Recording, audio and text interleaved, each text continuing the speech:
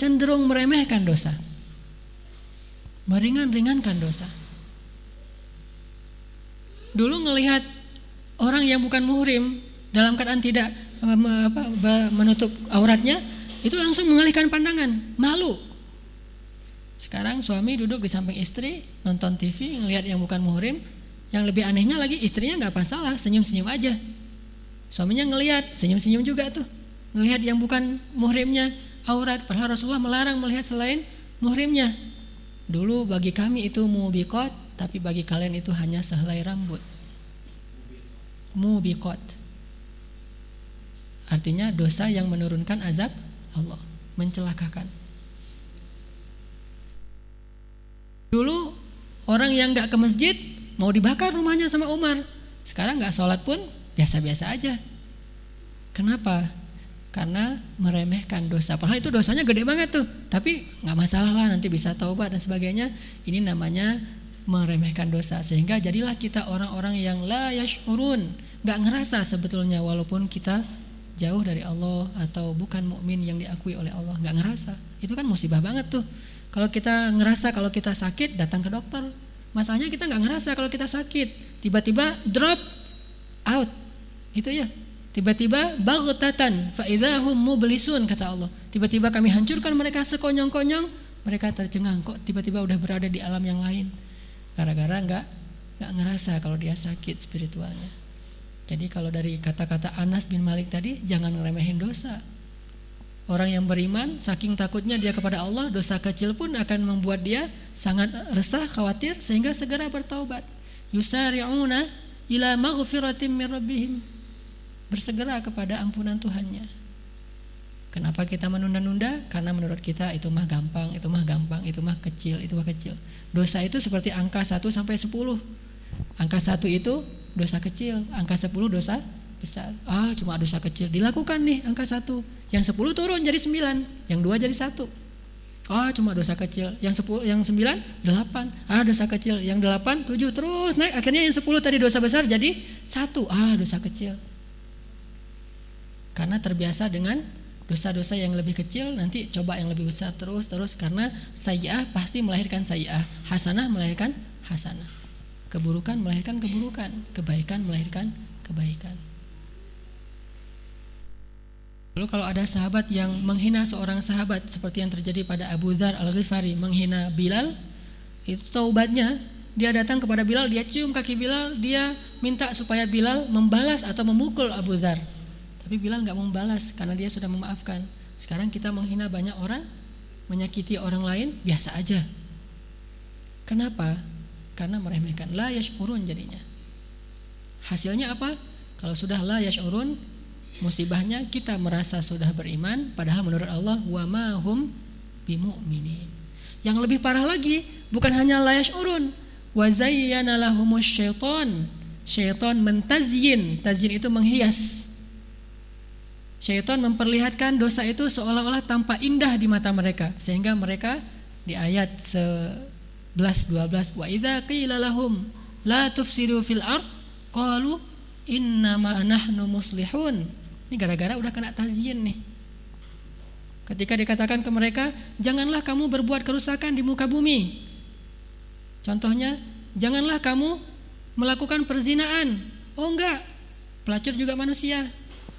Oh enggak, ini untuk anak kami beri makan. Lalu kamu makan apa kalau enggak kerja begini? Oh enggak. Dia merasa bahwa yang dia lakukan baik. Jangan pacaran. Oh bukan, ini ta'aruf. Nanti kalau salah pilih jodoh gimana? Wa ma qalu innama nahnu muslihun. Yang kami lakukan ini yang soleh, yang baik. Muslihun itu sesuatu yang soleh. Padahal Allah bilang ala innahum humul mufsidun. Masalahnya walakin la yash'urun, gak ngerasa. Kalau yang walakin la yash'urun yang kedua ini gak ngerasa, kenapa? Gara-gara zayyana lahumus syaitan. Syaitan mentazyin atau menghias dosa-dosa mereka. Coba buka surat Al-An'am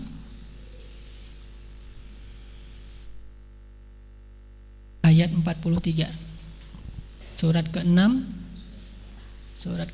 Al-An'am ayat 43.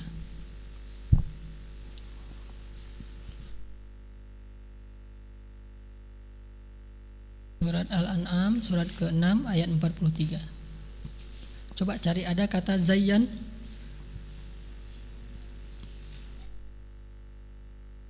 Wa zayyana lahumus syaiton ma kanu ya'malun. Udah datang azab Allah, kok mereka enggak merendahkan diri dan memohon ampun kepada Allah? Kenapa? Masih tetap aja dengan dosa-dosanya, enggak bertaubat. Karena kenapa? Karena syaitan telah mentazyin. Tazyin itu kalau dalam bahasa Arab artinya menghias.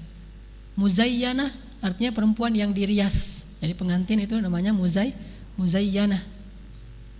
Perempuan yang sedang berhias namanya tazyin. Ya, wa zayyana lahumus syaitan. Syaitan menghias dosa-dosa atau amal mereka, pekerjaan dosa mereka sehingga tampak indah bagi mereka. Jadinya ketika dilarang malah membantah. Enggak, baru nomor 1, masih nomor 1. Jadi khidah, sebab khidah itu kenapa?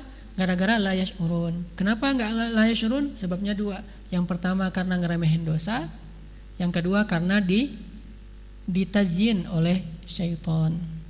Akhirnya ya khidah, seolah-olah dia melakukan kebaikan padahal dia buruk. Yukhadi'un Allah.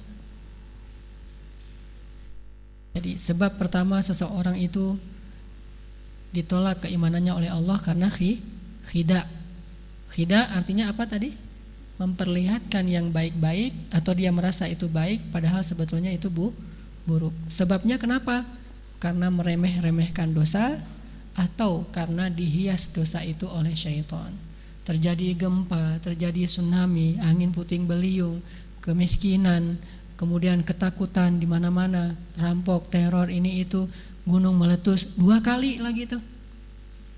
Belum juga berubah, masih aja begitu, masih aja sesat. Kenapa? Ketika dikatakan jangan melakukan ini, mereka katakan ini menjaga budaya.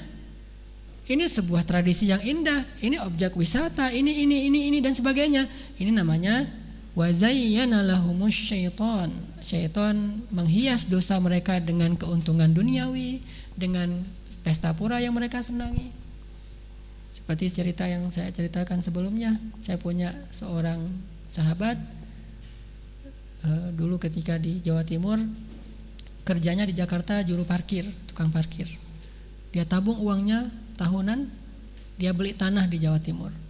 Suatu ketika anaknya pengen dikhitan. Nah, untuk acara khitan ini, pesta khitannya dia jual tuh tanah. Maka dia buatlah sebuah panggung hiburan di depan rumahnya. Luar biasa, lebih mewah daripada acara orang kaya di sana. Harganya lebih dari, biaya untuk semua itu lebih dari 50 juta. Hanya untuk khitan. Apa yang dilakukan? 3 hari berturut-turut dia mengundang artis dangdut daerah untuk berjoget dan menghibur rakyat atau tetangganya. Kebetulan waktu itu kebetulan tetangga saya datang tuh. Saya kira acara tabligh akbar. Ternyata tabligh akbarnya cuma sebentar, selebihnya joget-joget. Tabligh akbarnya pun yang ceramah dicari yang lucu, jadi isinya hanya ketawa-ketawa, setelah itu joget-joget. Ketika dibilang, "Kamu jangan begini, ngapain kamu buat-buat yang kayak gini?" Lah, li orang ngono ora rame kata dia. Jadi kalau enggak gitu ya enggak rame gitu ya. Nah, ini namanya khidah, nganggap itu baik. Udah berjasa kepada tetangga, udah menghibur masyarakat dan sebagainya. Ini yang paling bahaya nih. Yukhadi'un Allah, padahal wa ma yakhda'una illa anfusahum wa ma yash'urun. Kalau dia sebagai seorang pemimpin di masyarakat, apakah itu RT atau KRW sampai ke presiden, dia menganggap yang dia lakukan itu udah baik, padahal yang dia lakukan itu apa? Yasudduna an sabilillah wa yabghunaha iwaja. Dia halang-halangi dakwah. Menurut dia, ini demi ketentraman. Misalnya kita sebagai DKM misalnya, ini jadi masalah semua DKM di Indonesia rata-rata ya. Masjid ini nggak boleh punya kelompok, nggak boleh ada kelompok yang masuk ke masjid ini. Jadi netral. Bukan begitu maksudnya. Semua kelompok boleh masuk ke masjid asalkan dia bukan yang sesat, selama dia tidak menghina atau menjelekkan kelompok yang lain. Karena justru itulah pergerakan. Kalau dakwah ini diputus, ditahan, maka hilanglah dakwah. Dan kalau tidak ada dakwah, kata Imam Al-Ghazali, umat seperti mayitan, seperti mayit, bagus tampaknya tapi nggak ada apa-apanya. Masuk, ada kelompok A, kelompok B, kelompok C, semua pergerakan boleh masuk ke masjid asalkan itu bukan yang sesat. Dengan satu syarat, jangan menghina kelompok yang lain, hargailah yang lain. Silakan dakwah dengan kelompok masing-masing. Ini justru dakwah namanya. Tapi kalau kita nggak ngerti tadi itu, menganggap kita udah berbuat sesuatu yang netral, yang bagus, yang baik, yang enggak memunculkan masalah, sebetulnya justru yasudduna an sabilillah. Menghalang-halangi dari jalan Allah. Kecuali nanti ada kelompok yang enggak sesuai aturan, masih suka menghina yang lain, ya sudah berarti selesai, cukup segitu aja.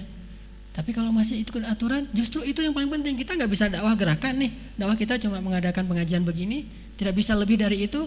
Biarkan mereka yang mengadakan. Apalagi kan nggak perlu membayar, mereka sendiri yang membayar dan sebagainya. Ya sudah selesai. Jamaah tambah. Ini alangkah indahnya. Udah masuk azan belum? Belum. Karena dulu saya pernah punya pengalaman masjid saya di Aceh, masjidnya gede. Namanya Bustanul Jannah. Masjid dekat rumah saya. Awalnya sepi, nggak ada jamaah. Cuma orang-orang tua saja masuk. Pertama jamaah tabligh yang suka khuruj 3 hari, 40 hari khuruj di situ. Ditentang sama masyarakat. Mereka suka makan di talam, ditendang talamnya. Tetapi banyak yang simpatik juga. Lama-lama mereka rame. Maka saya pun ikut akhirnya ke jamaah tabligh. Setelah beberapa tahun, akhirnya masjid itu penuh. Muncul lagi kelompok yang lain. Muhammadiyah buat pengajian di situ, orang Salaf buat pengajian di situ, orang ini buat pengajian di situ. Ramai dengan pengajian. Hari Sabtu Minggu itu bahkan dijatah sebulan sekali masing-masing, karena setiap mereka pengen setiap minggu buat pengajian. Dan jamaahnya penuh, kan indah sekali tuh. Dengan syarat jangan menghina kelompok yang lain. Kalau ada permasalahan yang berbeda pendapat, selesaikan secara ukhuwah, biarkan ulama yang menyelesaikan. Jangan kita orang awam. Ini namanya menjalankan dakwah Allah, sekedar memfasilitasi sebagai ansor, karena kita nggak bisa menjadi muhajirin. Biarkan kita jadi ansor. Tapi ada orang yang menganggap, saya udah baik nih, netral, nggak kemana-mana. Namanya kalau di An-Nisa, la ilaha ula, wa la ilaha ula. Nggak jelas tuh, nggak kesini, nggak kesini. Mudzabdzabin, terombang-ambing, salah. Mudzabdzabina baina dzalik, terombang-ambing antara kedua ini. Maka kita harus membiarkan dakwah berjalan di masjid-masjid kita, baru namanya nahnu muslihun. Kalau nggak gitu termasuk kita khidah tanpa kita sadari. Insyaallah nanti kita lanjutkan setelah salat isya.